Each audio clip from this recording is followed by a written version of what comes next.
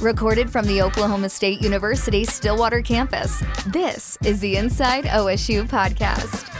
Here are your hosts, Meghan Robinson and First Cowboy, Darren Shrum. Hello and welcome to the Inside OSU Podcast. I am Meghan Robinson, joined by my co-host, First Cowboy, Darren Shrum. And today with us is Dr. Jill Joyce, an Associate Professor of Nutrition here at Oklahoma State. Good morning, guys. Good morning. Good morning. We're so excited to have you here. I'm excited to be here. Thank you. Jill, we were talking a little bit before the interview, and Darren was asking, where are you based? But you said that your lab is really in your car. Why are you all over the place on campus and in the Stillwater community? Yeah, prospective students will come on campus, and they'll be like, oh, can we show them your lab? And I'm like, well, it's the trunk of my car, so that's a little weird. I don't know if we should take them there. but yeah, Jay and I joke that our lab is the trunk of our car wherever we park it, because we do a lot of interventions out in fire departments, police departments across the state. So yeah, I mean, to bring them here, I can't ask them to come here on their day off or in the middle of a shift, especially if they're far away. So we have to be mobile. So pretty much that's for folks that are already employed, right? Either in the police force or maybe a firefighter or EMT, I guess. And so I guess you do really have to work towards their schedule. Yes. So when you go out, do you usually set up a group, or they request you to come? Do you reach out to them first? How does that work? A little bit of both, although I'd say in the past couple years, since Jay's been established for a long time, so Jay's always in hot demand. But I'm a little bit newer to the scene, like the last 6 years. This is the first place I've worked out of my PhD. And I say since they've kind of caught on that there's a nutrition element too now. I mean, I don't approach people very often. It's more like they're coming to us. Okay. So they'll reach out. We'll go to them. I've actually shifted a lot of things to online because there's so few people doing what I do in the country that I'm trying to reach as many people as possible. And to do that, I kind of need like online as a force multiplier. Sure. So I do, like on Fridays, I offer free nutrition classes on Zoom to anyone in the country that's current or former first responder military and their families. That way, if a group's like, can we have nutrition classes? I can be like, I've already got that going on Fridays. Right. Hop on in. Right. So I've even moved a little bit mobile in terms of online. Okay. Is a lot of your requests, are they primarily in-state, or do you get a lot of out-of-state? Both. Okay. Both. Wisconsin, Colorado, Indiana, California, Just all over the place. Right. Okay. I'm going to backtrack a little bit. You're mentioning your lab, and I'm like, wait, people listening might not realize what your lab is. What is the lab that you run with Dr. J. Dawes? It's the Tactical Fitness and Nutrition Lab. And what is a tactical athlete who you help within this lab? So traditional athletes, we all know, you think of sports. Tactical athletes, we can think of in a similar way. They're firefighters, law enforcement officers, military personnel, and we call them tactical athletes because they do a lot of things that athletes do. They might have to run distances or sprint like track. They might have to tackle or throw like football. They might have to climb, all those different things, carry heavy loads.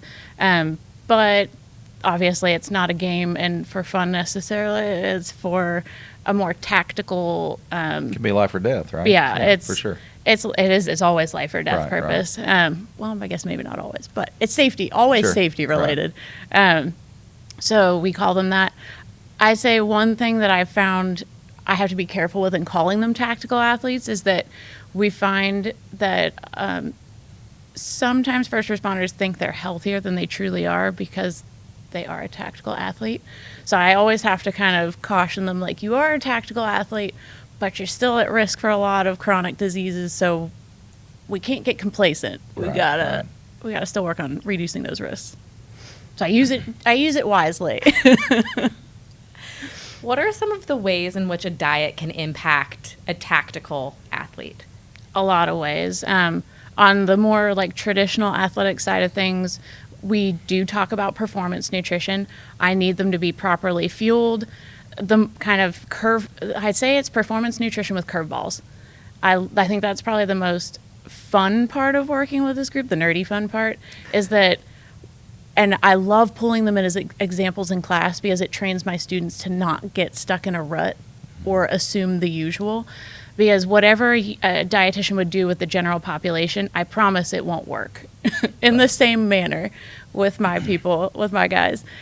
There's a million curveballs as to why they can't do that. So we take performance nutrition, but then there's the curveballs of, for a track athlete, I could tell them, you need to eat this at this time before the meet, this amount, all that sort of stuff.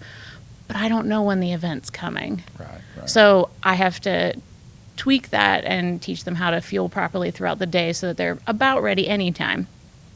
But I also have to be concerned that there's a lot of prevalence of overweight and obesity. So I can't fuel them too much all the time. So there's a performance nutrition element to fuel the job, but then I have to consider overweight and obesity. There's a high prevalence matching the general population among fire and law enforcement. Even the military is a little higher than you would think it is. So they're at risk for that. And then during and after service, heart attack, high blood pressure, high cholesterol, cancer, poor mental health. So I have to use diet for performance, but also improving their health on and then in retirement. So you do all the way down to dietary suggestions every day and those type of things, along with physical activity, I guess, too, because, we're talking about, and we'll talk about HPNRI in a little bit, but, it's kind of one of those things is that when you talk about a tactical athlete, and help people train, it's like, and I'm going to refer back to HPNRI, it's like everybody thinks that maybe just be an athletic facility, but it's how do you define athlete, right? So we just think of a traditional athlete, right? Sports, those type things. But really, it's I know Lance likes to use his grandfather, the farmer, right? He wants to be able to build fence and hold his grandkids. So his athletic needs are different, but he still needs to do something to be active. And so, and that's the thing, because you talk about, police officers, just part of their job is probably spending a lot of time sitting down in that car. And then firemen, my brother's been a fireman for 25 plus years over in Arkansas. And so, I don't know exactly what they do on their 24, 36, whatever they're doing, at the station. But yeah, I would think it'd be extremely hard just to balance that out, and it'd be easy to get overweight because you're just sedentary and those type of things. So absolutely, depending on where you're working, fire or law enforcement could spend a lot of time sedentary, unfortunately. So that's where Jay's got, that's his side of things, making sure that they are being active and what does training look like safely. And then I come in on the nutrition piece and accordingly for how much are we active, how much are we not. Sure. But we have to balance all that. Right, sure. You mentioned your uncle being a firefighter for 25 My brother. Your brother being a firefighter for 25 years. Well, I was thinking, in my hometown, the firefighters were volunteers. Yes. How do you deal with those who are volunteers and not trained firefighters? Well, we were just talking, we're from the same areas originally, and yes, like my area in Pennsylvania, Pittsburgh has, I think, maybe 4 actual career stations in the whole city. Wow. I mean, OKC and Tulsa have over 50 stations that are career. And you're right. So for me, volunteer, my uncle and cousin are volunteer firefighters. I live in the suburbs that are as big as Edmond. We have no career firefighters. They're all volunteer. So it's depending on where you are in the country, that could actually be the majority of firefighters.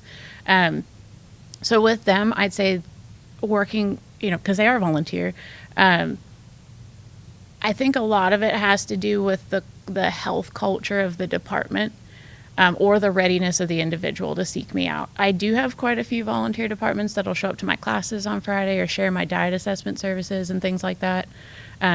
But I can tell those groups are very ready for change and very engaged. It is harder to reach the ones who aren't until they're kind of ready for it. I was kind of curious, so I've gotten to do some cool things on campus, and we have a full-on fire department here, and I didn't really, my brother's like, OSU wrote the book on firefighting. I'm like, oh, yes. He goes, no, literally, they wrote the book. The West Point of the fire service. Yeah, exactly. Yeah. And so do you guys coordinate with them when they have their groups? Because I know they bring different groups in, and so are you guys coordinated through that effort and talk about nutrition at that point with those folks? We do try to as much as we can, yes, Right, definitely. right. Sometimes their schedule's so jam-packed with whatever they're doing with. Usually it's with fire service training through SEAT is where like everyone from across the country and even the world, I think it's like 14 countries regularly send people here. Right, it's crazy. We if there's time, we definitely jump into what they're offering. We've worked with fire service training through a FEMA grant to create our own nutrition courses with them, and we've worked with them there. We're on fire council, so we try and keep track of what's going on where. Can we help and jump in? So yeah, we do work with them a good bit. Good, yeah. Darren, you mentioned in an earlier question the Human Performance and Nutrition Research Institute, HPNRI. How do you plan on collaborating with that institute as it continues to evolve? Well, it's nice because, like I said, our model does mesh really well with the model of HPNRI, as you mentioned. Like Lance always says that his family comes from farming, and that's an occupational athlete. Holy cow, the physicality of that job. And similar for us and HPNRI and that model of looking at what do we do with athletes and how can we translate that to other non-traditional athletic populations. And that's what we've been doing. So the model meshes really, really well. So I think a good way to describe how we can collaborate is through an example of how we're starting to. So I'm really interested in the transition to life after service. Sure. Which is the majority of life, right? Yeah. So, yeah. Hopefully. Yeah, right. When we look at the research, military has the most research. Fire and law enforcement transitioning out, we have less research. We see the physical and mental health implications within the first year to 2 after the transition is almost identical to that of elite athletes transitioning out of sport. Well, we have elite athletes on campus who are often transitioning out of sport. So we're working with Lance to, this past year and a half, I have a grad student who is an athlete and just transitioned out. So it's hitting home really hard right now. But we're doing a needs assessment to figure out on the nutrition side, working with Sam Kostelnik, one of the new sports dietitians, what would a transition program look like? What do you want? What do you feel like you need? What would help you? And then this summer, we're working with Lance and Sam to create a pilot nutrition transition program. Now, athletics already has occupational and identity, so right. we're adding to that transition out. But I'm interested in the whole thing because if that model works here, then just like with other things that Jay and I have done in the past, we look at what traditional athlete, what works, and then we can flip that for tactical athletes. So we're working on it with traditional, and then we'll flip it for tactical. Yeah, it's kind of crazy. So, life after athletics, because you can see it right here on this campus, but I'll just use my example, playing college football and all that back in the 80s. If I go to a reunion, all the guys that were the 150 to 180 pound, 200 pound running backs, quarterbacks, they're all 300 pounds. And, and I think that's what happens, is even like current athletes, right? So as soon as their sports is over, they keep eating, but they're not getting the exercise and the physicality portion of that. And it's a hard habit to break. Because my weight has fluctuated 50 pounds up and down since 1986, right?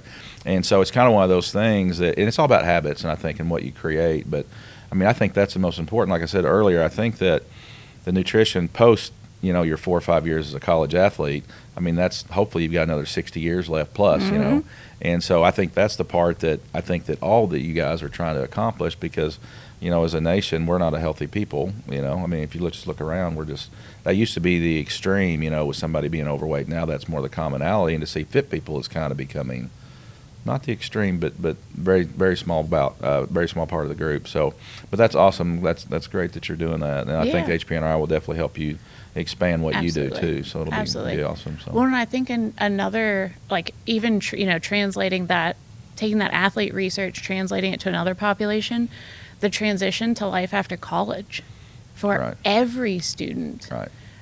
Nutrition-wise, they had the National School Lunch Program. If they're in Greek life, they now have probably food service in their house, on campus in the dorms or the dining facilities. But then college ends and you're completely on your own. Right. So in terms of nutrition, it's a very similar. Sure. Scholarships, financially, it's the mirroring is again kind of eerie, and we could flip that again for college student. Sure. Right. So lots of cool opportunities to use that model. I remember in college, it's like I would just go down to the little convenience store in my building and be like, oh, I'm going to grab this naked juice or grab this. And you're paying for it, but I'm not paying for it because it's on my ID. Yeah. It's with my campus cash. And then I graduate and I'm like, wait, I have to pay for coffee? I have to like food is not just in the dining hall. Absolutely. So it's definitely a transition. Yeah. And now you're on your own for choices as well, right? And I always want the stuff that is the worst for you, right? The sweetest who and doesn't? The thing that wants to make There's your a heart stop. drive You know, there I'm like, for that's that. what I want. Exactly. Sugar. Well, Jill, we've talked about your lab and your work in the past, and the one piece of advice that has stuck with me, or the one tip that you give fire departments or police stations, is out of sight, out of mind. Mm-hmm. Keep a basket of fruit on the counter. Don't keep a basket of chips, because you're less likely to seek it out in a cabinet. And that's one thing from our conversation a couple years ago that has stuck with me. So I have my bowl of apples on the counter. Yay! Are you eating more apples? Yeah. I eat apples a lot anyway, and I just don't go out and buy chips. If chips are put in front of me, I will eat them. Ditto. All the time, but I don't go and buy them because I'm like, I don't need that. And then I go in my cabinet for a snack. I'm like, I want chips. My husband said that last night. Yeah, exactly. You got it. Other aspect of your work here is you are also a professor, and you recently earned the Undergraduate Research Mentor Award from the Association of Public and Land Grant Universities. What did that mean to you? Well, first off, I'll say that all credit goes to my students. I have incredibly amazing students who honestly make my job very easy and make me look better than I really am. So kudos goes to them. But I think it means a lot. I'd say across teaching and research, a common theme is mentoring people to become the best versions of themselves in whatever area that means. So it was very rewarding to see that hopefully I am being a good mentor and that it is helping people. That's the ultimate goal, change the world, make people's lives better. So it was very rewarding to get that and see that hopefully the method to my madness is working. Sure. You can probably be frustrated, from time to time, because we all kind of know what to do, but we just don't do it. And so that's got to be difficult sometimes for you. I'm telling you how to do this, and you're not really cooperating here. So unless you want to see change, you've got to do something different. Yeah. So that's where I nerdy geek out and get excited. Right. I'm more on kind of the behavior change side. Sure. Because I joke with my students that knowing what to eat is actually not the hardest part. Right. I would argue that you both know exactly what you should be eating. I'm not going to ask if you're doing that or not. Right. And anyone out on the sidewalk, any student, they know what to eat. Right. It's doing it that's the hard part. That's right. And I think that's the nerdy, the nerdy game to figure out. Right. Is, okay, well, what do I got to do to trick you into eating healthy? To change the habits, right? So, I came out of sales, right, and we used to say it used to take at least 3 to 6 times to make a statement to the same person before you could even think about getting them to change their habits, right? Mm-hmm. And it's the same thing in everything. It's just I'll go through, right now it probably doesn't look like it, but I'm trying to, stop sugar because, and another, things like they talk about nutrition is, sugar is inflammation. As you get older, your joints ache and hurt. And if I eat ice cream, I can feel it 2 days later. In my joints, right? And if I just stay away from it, I'm good. But it sure is good, right? Put a little chocolate and this and that on it, and it's all incredible. But I don't eat the ice cream. Right? You only live once, right? Exactly. Maybe short, but live, right? So going against Jill's advice, eat the ice cream. Maybe once a week. Moderation, right? Moderation. There you go. Once a day. Casey and I, we used to go when we were younger. We first got married. We literally would go to Brahms in Broken Arrow, and we would go have cheeseburgers and all that, and we would each eat a banana sundae. Not a sundae, but the banana split. I'm sorry. So the whole thing, right? I'm from the hometown of the banana split. It was created in Latrobe, Pennsylvania. That's where I went to high school. So it's kind of healthy. It has bananas in it, right? Yes. I can justify. There's fruit. There's strawberries. There's bananas. It's basically a fruit salad with a little something extra. Is that what it is? Yeah. Everyone thinks we're the food police. I can also be the master justifier. Depends on who you need. Who you need to talk to that day. That's right. That's all about moderation. What is it? Portion control. Yes. There you go. Seriously. If you can do that. I can't do Then it. we got to figure out how to make that happen. If it's there, you got to eat it till it's gone. I was always taught to clean my plate, which is also a bad habit to adopt, because especially with kids, right? Because I've always cleaned my plate since I was a kid.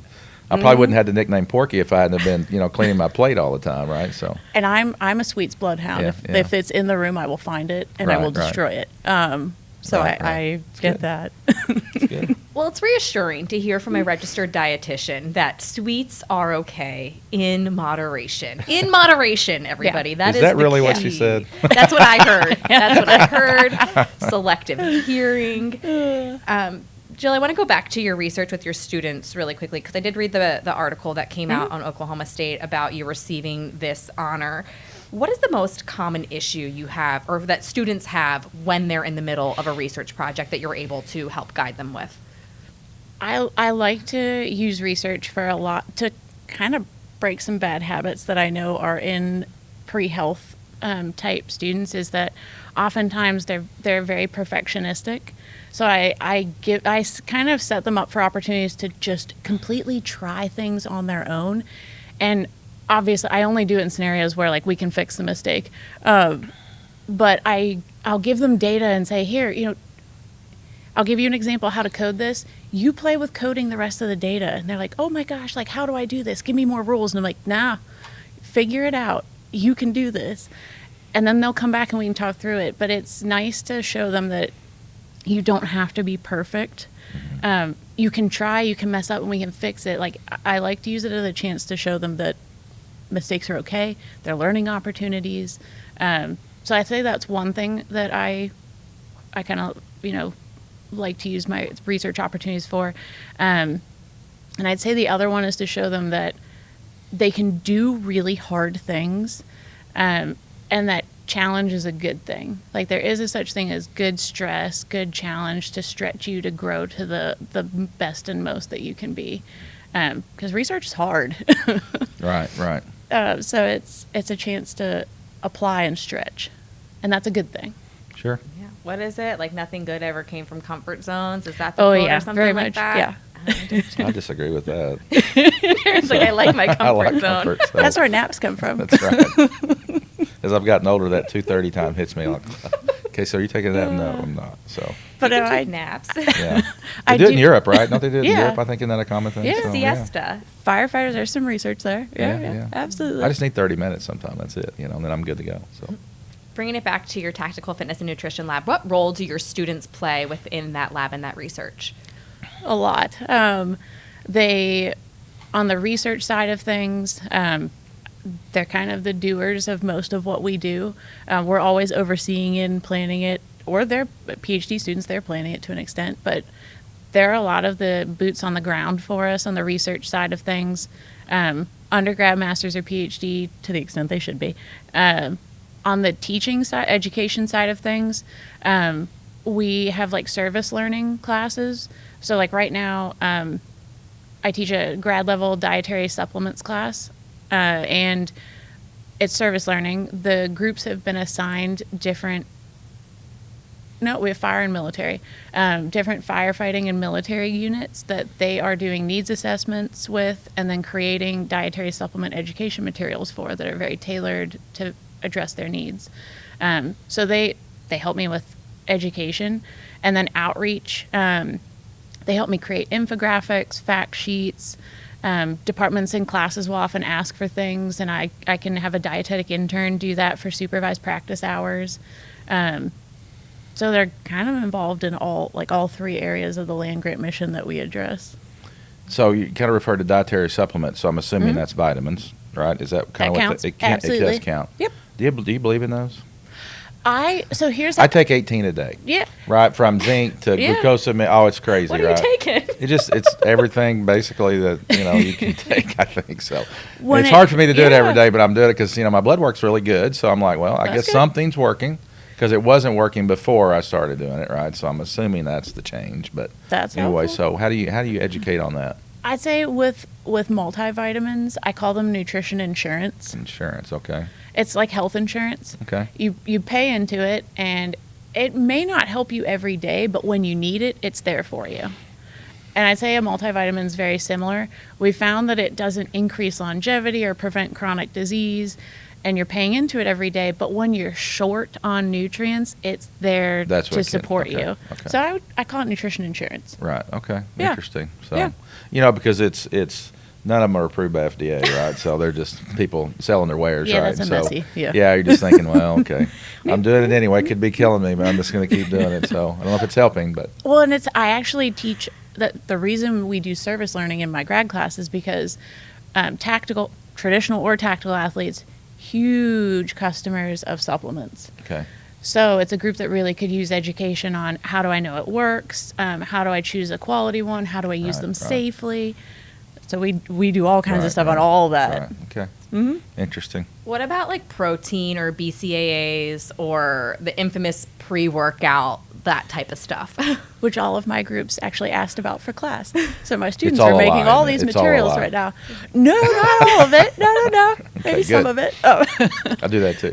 I think I had my pre-workout protein shake this morning. Not pre-workout, just protein. Yeah. Well, so BCAAs, I just had a student do a presentation in class on that one.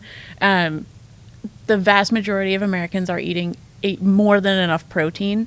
As long as you're getting enough protein in your diet, BCAA. Okay, quick question. Mm-hmm. What's the standard intake on protein? Well, classic dietitian response, it depends. Okay, so I'm 250 pounds.